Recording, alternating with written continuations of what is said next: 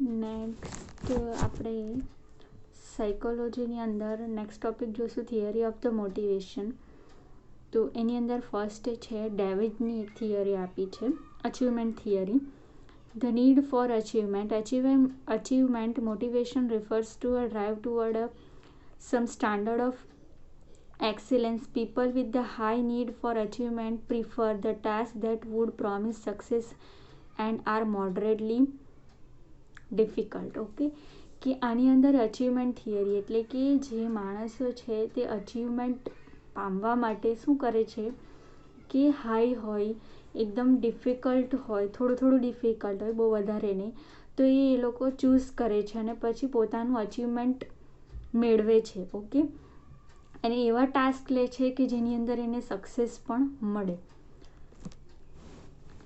David has found that while high achievers tend to success, low achievers tend to avoid the failure. કે David નામના psychologist હતા, તેમણે એવું જોયું કે જે હાઈ અચીવર છે, જેણે વધારે પડતું સક્સેસ મેળવ્યું છે, એ લોકો શું કરે છે કે વધારે હાઈ ટાસ્ક લે છે. જ્યારે શું કરે છે લો અચીવર્સ, જે લોકો ઓછું અચીવર્સ મેળવેલું છે, એ લોકો બધા મોસ્ટલી ફેલ થઈ જાય છે. હાઈ અચીવર્સ ચેલેન્જ ફેલિયર, કે હાઈ અચીવર્સ શું કરે છે કે જે ફેલિયર થાય છે ને એને ચેલેન્જ કરે છે કે હું ચેલેન્જ કરીશ અને આ મેળવીને જ રહીશ એમ. And work harder while low achievers accept the failure. અને જે હાયર અચીવર્સ છે એ લોકો ફેલિયરને ચેલેન્જ કરીને હાર્ડ વર્ક કરે છે અને પછી સક્સેસ મેળવે જ છે. ઓકે, જ્યારે લો અચીવર્સ છે એ લોકો શું કરે, ફેલિયરને એક્સેપ્ટ કરીને બેસી જાય છે. And go for the less difficult task, એટલે શું કરે પછી જે ઓછા ડિફિકલ્ટ હોય ને એમાં આગળ વધે છે. High achievers prefer personal responsibility and like to gate feedback about their work. High achievers છે એ લોકો શું કરે છે કે પોતાની રિસ્પોન્સિબિલિટી શું છે એ જોવે છે કે મારે શું કરવું જોઈએ અને બીજા પાસેથી ફીડબેક લે છે કે મેં જે વર્ક કર્યું છે એ કેવું છે, મારે હજી શું વધારે સારું કરવું જોઈએ, મારી અંદર શું ઇમ્પ્રુવમેન્ટ આવવું જોઈએ, બીજા પાસે ફીડબેક લે છે. પછી અહીં એક્ઝામ્પલ આપ્યું છે કે children whose parents have accept their independence tend to become a high achievers. કે ચિલ્ડ્રન્સના એવા પેરેન્ટ્સ કે એના બાળકોને ઇન્ડિપેન્ડન્ટ રહેવા દે છે, એ લોકો હાઈ અચીવર્સ થઈ જાય.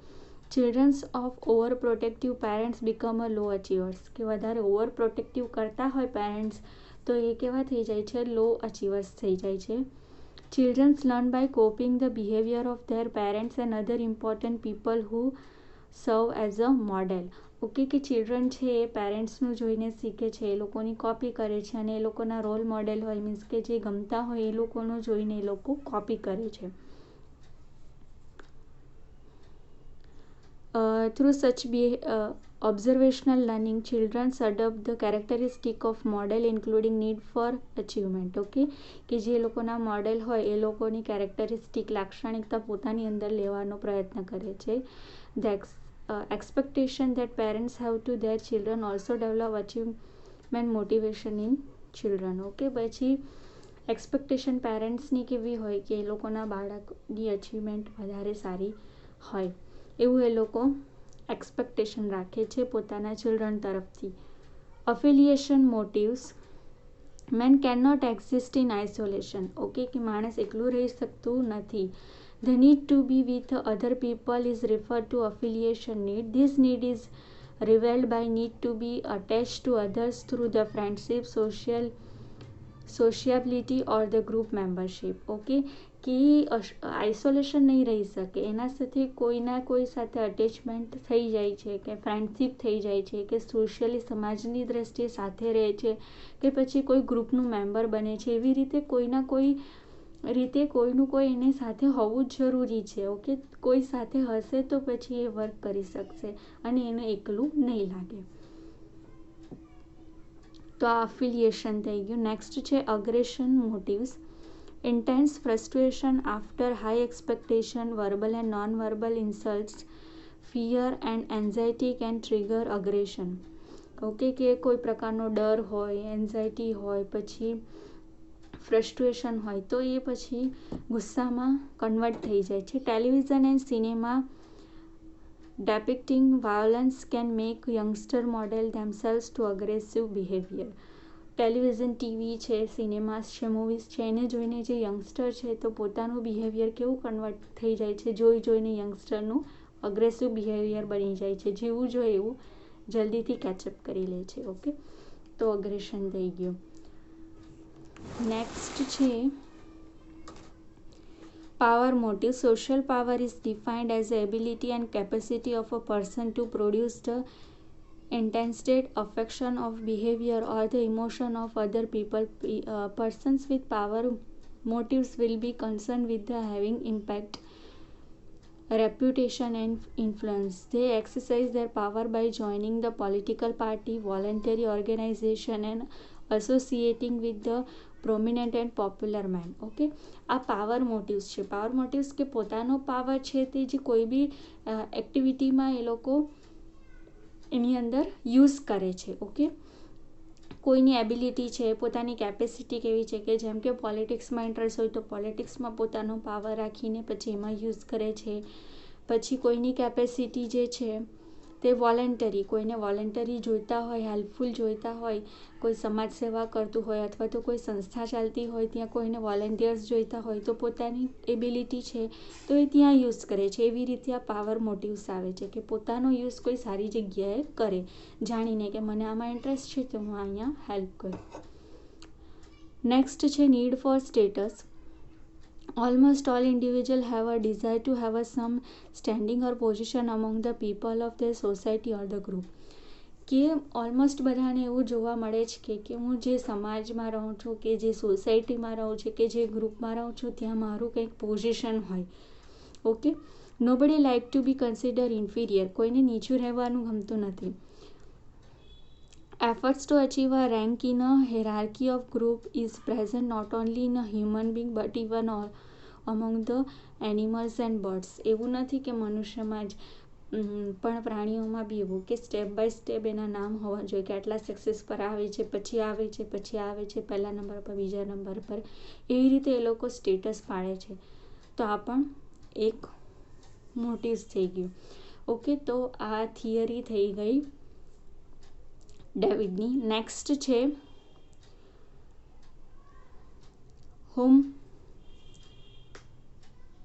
Homeostasis or the optimum level theory. તો એમાં cloud બર્નર્ડ coined word homeostasis to explain the stability of inner environment or the physiological equilibrium. એ શું કહેવા માંગે છે? ફોર એક્ઝામ્પલ, એન્વાયરમેન્ટનું કીધું છે અને બોડીનું કીધું છે. બોડીનું for example, a healthy body maintain certain amount of water level in the body. Okay, કે જેની બોડી એકદમ હેલ્ધી છે તો બોડીની અંદર વોટરનું લેવલ જે છે તે અલગ અલગ પ્રકારના કેચ કરી શકે છે. Okay, certain degree of body temperature and constant rate of BP. એનું બોડી ટેમ્પરેચર બી કોઈ વાર વધી જાય, કોઈ વાર ઓછું થઈ જાય, બીપી બી કોઈ વાર વધી જાય, ઓછું થઈ જાય. The amount of sugar in the blood should be optimal, કે નોર્મલ રહેશે. In an attempt to maintain and the internal physiological balance, the body tries to regulate itself. Okay, કે ફિઝિયોલોજીકલ બોડીનું બેલેન્સ રહેવા માટે પણ બોડી ટ્રાય શું કરશે? Regular કરશે itself, જાતે જ રેગ્યુલર થશે. This process is automatic in nature and the maintenance of the balance they attain is referred to a homeostasis. Okay, કે આ જે થાય છે આપણું બોડી જે છે, આપણે વધારે પાણી પી લઈએ છીએ, વધારે ખાઈ લઈએ છીએ, પછી એ થોડા ટાઈમમાં શું થઈ જાય છે? નોર્મલ બેલેન્સ કરી લે છે, જાતે જ આપણું બોડી એને બેલેન્સમાં લાવી દે છે. કોઈક વાર એવું થઈ જાય કે આપણે દિવસની અંદર વધારે ખાઈ લીધું હોય તો આપણું બોડી જો હેલ્ધી હશે તો એ શું કરશે કે એને બેલેન્સમાં લાવી દેશે. તો એને હોમિયોસ્ટેસિસ કહેવાય. For example, heat of summer day make one perspire and offer a drink water to avoid the dehydration. હવે જ્યારે સમર ચાલતું હોય, મીન્સ કે ઉનાળો ચાલતો હોય ત્યારે આપણને વધારે તરસ લાગે છે. એનું કારણ શું છે? આપણા બોડીમાં ડિહાઇડ્રેશન થઈ જાય, મીન્સ કે પાણી ઓછું થઈ જાય, એના કારણે આપણે પાણી વધારે પીએ છીએ. Cold winter night makes one shiver and sip of the rate of metabolism. રાત્રે શું થાય છે, વધારે આપણને ઠંડી લાગે છે, ઓકે, ધ્રુજારી ચડે છે. તો એ રીતે આપણો બોડીની અંદર ચેન્જીસ થાય છે. જો આપણું બોડી હેલ્ધી હશે તો એ શું કરશે, મેન્ટેન કરશે, ઓકે, તેને હોમિયોસ્ટેસિસ કહેવાય છે. નેક્સ્ટ છે humanistic theory by the Abraham Maslow and Carl Rogers. તો એની અંદર આ ડાયાગ્રામ આપ્યું છે, Maslow's hierarchy four of the need જે છે તે સ્ટેપ બાય સ્ટેપ આપી છે. Humanistic theory state that human behaviour is motivated by the creativity and self motivation. Okay, creativity અને સેલ્ફ મોટિવેશનથી હ્યુમન બિહેવિયર થાય છે. Abraham Maslow 1908 to 1970 classified motives into 5 category, કે એણે 5 કેટેગરીમાં ડિવાઈડ કર્યા હતા. Arrange them in a hierarchal fashion. Okay, hierarchy step by step એક બનાવ્યું હતું. તો એમાં નીચે 5 આપ્યા છે. ફર્સ્ટ છે ફિઝિયોલોજિકલ મોટિવ્સ, જેની અંદર શું આવે છે, હંગર, થ્રસ્ટ, આપણને ભૂખ લાગે, તરસ લાગે. સેકન્ડ છે safety need, protection from the harm and ઇન્જુરી, આપણે પોતાને બચાવીએ છીએ વાગવાથી, કોઈ ઇન્જુરી થવાથી.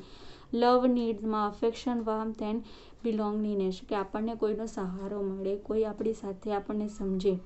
Esteem need, self respect and self approval, આપણી બી રિસ્પેક્ટ થાય ને આપણો બી સ્વીકાર થાય. Self actualization, achieving the maximum development one's potential, કે આપણે બી કોઈક એવી સક્સેસ સુધી આવી શકીએ કે આપણને પોતાને સેટિસ્ફેક્શન થાય. તો ડાયાગ્રામ આટલું લખવાનું. જો પૂછાય માસ્લોસ હાયરાર્કી, તો એમણે શું આપ્યું છે, હ્યુમન બિહેવિયર ઉપર મોટિવેશન માટે 5 કેટેગરી ડિવાઈડ કરી છે, ઓકે, અને પછી કઈ કઈ 5 કેટેગરી છે એ લખવાની. નેક્સ્ટ આ આપ્યું છે તે લખવાનું. તો જુઓ, નીચે આપ્યું છે ફિઝિયોલોજિકલ નીડ્સની અંદર વોટર જોઈએ, આપણને ઓક્સિજન જોઈએ, રેસ્ટ જોઈએ અને સેક્સ્યુઅલ એક્સપ્રેશન જોઈએ. એ આપણા બોડીમાં હોવું જ જોઈએ. નેક્સ્ટ છે સેફ્ટી એન્ડ સિક્યોરિટી નીડ, કે આપણને સેફ્ટી અને સિક્યોરિટી મળવી જોઈએ. Security, comfort, freedom from fear, કે આપણને કોઈ ડર હોય તેનાથી આપણે દૂર ભાગીએ, ઓકે, તો આપણે પોતાને બચાવીએ, એ આપણી સેફ્ટી આપણે રાખીએ તે. Belongingness and love need to affiliate to love and to be loved, કે આપણને કોઈનો સહારો મળે, આપણે કોઈની હેલ્પ કરીએ, એ રીતે આપણે રહીએ. Ego need, esteem and status, confidence, self esteem and respect of other, આપણને પોતાને કોન્ફિડન્સ આવે, આપણે રિસ્પેક્ટ કરીએ પોતાની અને બીજાની પણ, ઓકે.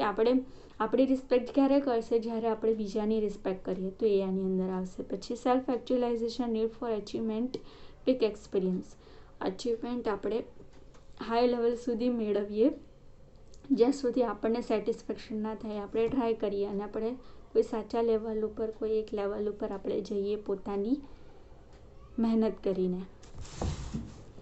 નેક્સ્ટ 4th નંબર છે psychoanalytic theory by the Sigmund Freud, unconscious motivation. Motivation is due to combination of the biological factor, external force and unconscious phenomena. Okay, કે મોટિવેશન જે છે તે જાતે જ આવી જાય છે. આપણે આગળ બહુ બધું જોયું કે મોટિવેશન એ શું છે, કે અમુક એવું ફેક્ટર હોય છે જે આપણને મોટિવ કરે છે કે આ વસ્તુ છે તો મારે આ વસ્તુ કરવાની છે. ઓકે, કોઈ ઘટનાથી થઈને કે આપણે ફેલ થઈ ગયા હોય, ઓકે, આપણે 1-2 માર્ક્સ માટે રહી ગયા હોય, એવું કંઈ આપણા સાથે થયું હોય તો પછી આપણે નેક્સ્ટ ટાઈમ મોટિવ થઈએ છીએ કે ના, હું નેક્સ્ટ ટાઈમ તો પાસ થઈને જ રહીશ, હું આ મેળવીને જ રહીશ, તો એ મોટિવેશન થાય છે.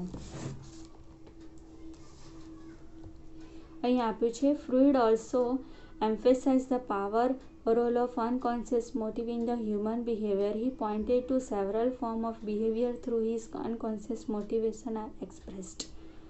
In a dream, we often express wishes and impulses for which we were unaware. Okay, કે સપનાની અંદર આપણને જ ન ખબર હોય એવા આપણા વિશેષ હોય છે, ઓકે, એવા મોટિવ્સ પણ આવી જાય છે જે આપણને નથી ખબર હોતા. Unconscious mannerisms, slip of pen and tongue, our irrational fears of specific object or the phobias reveal hidden motives. Okay, કે એવું કોઈક વાર થાય કે આપણને ખબર જ ન હોય, આપણે કોઈક વાર મોઢામાંથી બોલી પડીએ છીએ પણ એ આપણા મગજમાં આવતો જ ન હોય વિચાર. ઓકે, કોઈક વાર બોલાઈ જાય ને પછી એમ થાય કે આપણે આ શું બોલ્યા. ઓકે, પછી કંઈક વસ્તુનો ડર ન હોય ને આપણે એકદમ ડરી જઈએ, તો એ અમુક પ્રકારના અનકોન્શિયસ મોટિવ્સ કહેવાય, જે આપણને ખબર જ નથી. Our chronic headache, insomnia, gastric troubles for which there are no physical and organic reasons show the unconscious need of a person. Okay, કે કોઈક વાર એવું પણ થાય છે. આ જે મોટિવ્સ કીધું છે ને એ અનકોન્શિયસ છે, એટલે આપણને ખબર જ નથી હોતા ને આપણને આપણા સામે અચાનક આવી જાય છે. જે કીધું કે આપણને અચાનક માથું દુખવા લાગે, કોઈક વાર એવું થાય કે આપણને ઊંઘ જ ના આવે, કોઈક વાર પેટમાં ગડબડ થવા લાગે, પણ એનું રીઝન એવું નથી કે આપણે કંઈ ખાધું છે. ઓકે, કે ખાવામાં કંઈ ગડબડ આવી ગઈ, પણ અચાનક જ આપણને પેટમાં ગડબડ થવા લાગે. આવા બધા અમુક સાઇન્સ અને સિમ્ટમ્સ જોવા મળે છે. ઓકે, તો આ બધા એ છે શું કહેવાય છે, આ જે 3 પોઈન્ટ કીધા એ, તો એ શું છે, અનકોન્શિયસ મોટિવ્સ છે, જે આપણને ખબર જ નથી પણ આપણા સામે આવે છે. તો એ સિગમન્ડ ફ્રોઈડે કીધા છે.